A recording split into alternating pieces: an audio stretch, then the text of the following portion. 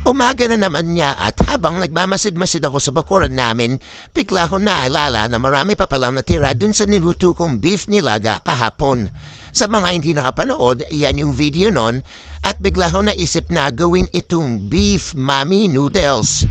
Kaya inumpisahan ko to sa pagpapakulo ng 2 itlog at naghiwa ako ng bawang at sili. Gagawin ko kasi itong chili garlic oil.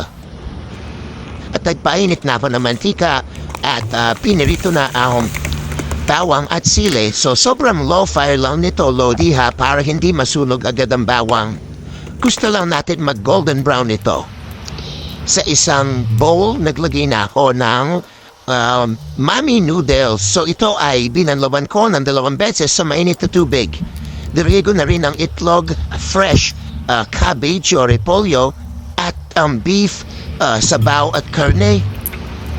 Sasamahan ko din to ng maraming paminta, toyo, tansya-tansya lang, at yung ating chili garlic oil.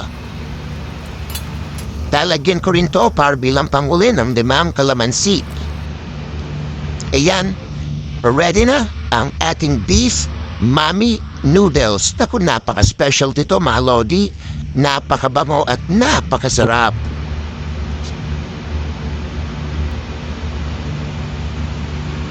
Tara, kain na po tayo. Grabe, sobrang nag-enjoy ako dito. Napakasarap po niya mga Lodi.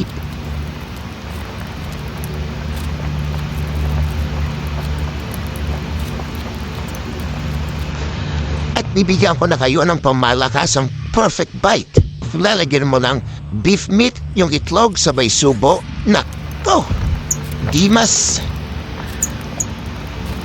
So yun lamang po for today's video. Again, salamat po sa patuloy na pagnood.